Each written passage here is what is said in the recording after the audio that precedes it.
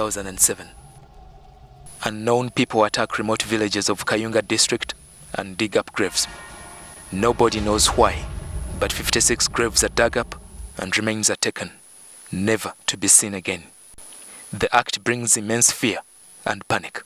Abaana bagenda okuyitayo nga taata bamujjako omutwe ne bateekako ensujju. November 2009, the digging happens again. Remains of Ayubu Sokoma, Abdallah Musoke and Sentonga stolen. Police is obsessed with finding the people behind this.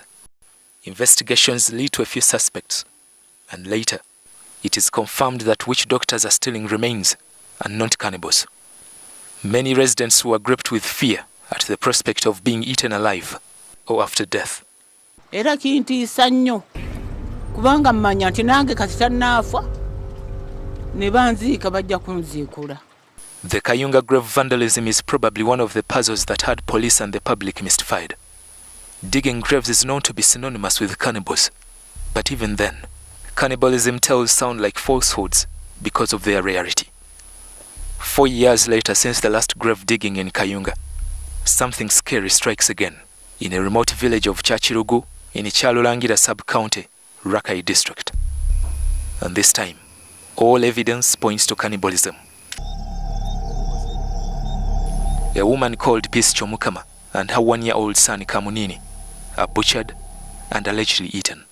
Nzo kakasa nakakasiza ku bintu bibajjawo obugwe bw'omwana biki wali ekityawo.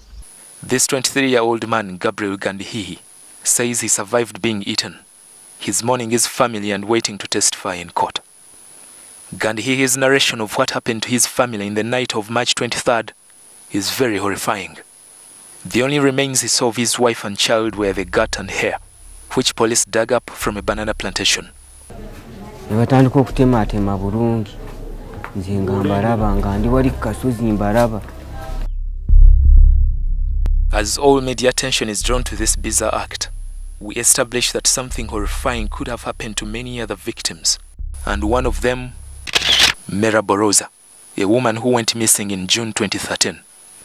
Merabo, according to her mother Nora Nakaima and her sister Florence Mukisa, left Chigumba and went to visit her children in Kasasa, Masaka. She stayed in Kasasa for 2 weeks and set off to return to Chigumba. She was last seen in Ichibale, a small town in Rakai that neighbors Chachirugu, Kangombe, Chakasenene and Chigumba, villages where it is alleged acts of cannibalism exist to date. Bwe twakubayo essimu ne batugamba yakoze eki yazze. Era ne twongera okuba essimu ne tubuuliriza. Ne mbuuzaako mulamu wange w'ekyotera ne mugamba naye gwali aliyeyo ekyotera toyinza kulabayo Merabo. Bwe yatuuka awo olwatuuka kawungeezi kuva olwo sala yamulaba n'abantu bamunotera yamulaba yabulirawo ekibaali. A source that leaked a confession by a suspect who was interrogated at Masaka police confirmed to Merabo's family what the suspect said. Agamba baneete munzita. Nalya n'omunyarwanda w'Ekigumba eyali alina akatabufu ku mutwe. Merabo was known for her on and off mental illness. She's the only Munyarwanda resident of Chigumba village with such an illness, meaning if the suspect, whom we shall not name, was indeed truthful, Merabo was killed and eaten. Police cannot confirm this because no investigation was undertaken to find out Merabo's whereabouts. Such allegations of cannibalism have since damaged the reputation of Kochi County, known for its hard-working and peaceful people. So I might say that these things were imported even, but not that originally that Kochi, we are the money eaters. No. We are not cannibals. Yeah. Nze siryanko bantu kacyanga nzalibwa. Era ekyokubeera nga ndi ku kitundu kino nze siryangako bantu naye ensi yonna yatwala nti tuli abantu. Chachirugu, the village where Peace Chomukama and her 1-year-old son went missing, is an incredibly beautiful place, day and night.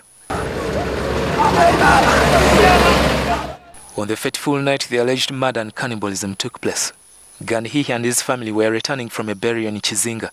Due to a transportation hiccup, they could not continue with the journey after 8 p.m. So they decided to seek shelter from a local leader's home. Asaf Tumuhimbise, who claimed to be a leader, convinced Gandihihi to stay the night at his house.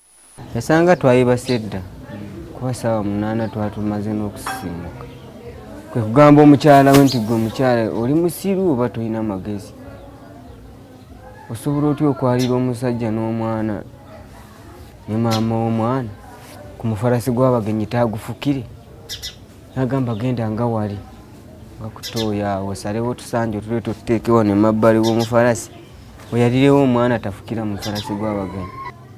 Era omukyala bwe yatuuka bw'ati nga ku kitooke awo ng'osuse ku ttooyi, omusajja yava ku kiti ky'omwani n'amukuba tooki mu maaso n'amutema ejambiya ey'obulago, omukyala n'agwa. Akaana ne kagwa nga wali era nannyini nnyumba yabuuka wali naye akaana n'akayisaamu ejambiya makati. When his wife and child were attacked, Gandhi fled, but he was trailed by 2 men who cut his arm. He says he ran up to a hilly location where he could see more than 3 people with flashlights in the garden. Ne batematema bulungi, ne bassa mu kakutiya, ne bakkirira. Omwezi gwali gwaka? Amatooki. Zaaliwo tooki kale nga 10. Kati bwe baamala okusiba bulungi mu bitundu eby'obukutiya ne bakkirira ku luguudo. Kati bwe bakkirira ku luguudo waaliwo pikipiki 2 ne basibira ku mapiki. Police later discovered that motorcycles were used to transport flesh to unknown locations. The would-be witness to this, Elias Musuja, committed suicide in a prison cell at Masaka police station. Musuja's brother Zake, also suspected of transporting human flesh, had fled to Entebbe, from where he was later arrested. Their aging mother is so saddened by the allegations. Oba nabo boolina mukwatanga ekkubo nemuntuukako bebibanga bitereeze.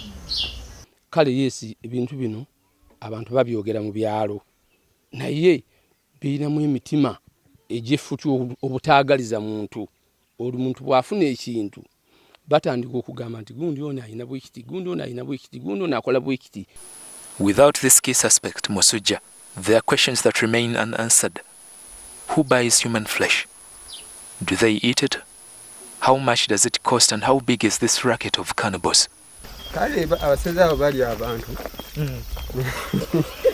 naye kikulu olabikanga atabikkiriza olugero obibuuza buuza. Abaseze abo bali abantu naye kikulu engeri balyamu abantu. Kati mu kitundu muno badde tebannakwatamu bakwata batambuza bave ewala. Kati abantu be bamanyi muffe bamanyiddwa badde tebatulya naye ng'ebyalo bino tubyeraliikirira.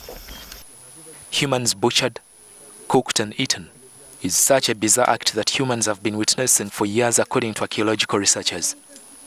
In Africa, and Uganda in particular, cannibalism has been related to evil spirits that haunt particular families for ages. Some legendary tales have it that some people are initiated into cannibalism. Behind here is a house that belongs to a man called Mpoza. Mpoza is on remand as we talk. He was the chief of laity of Kangombe parish. There are exhibits that were got from this house, which we are told was used as an initiation center or place for those who've just joined cannibalism. And police is still coming around to look for more evidence, including human bones, like these ones, which they think belong to humans. There are even more. You can see. So these are going to be taken by police, and they'll be given to a government chemist to sample and be able to tell whether they're human bones or not.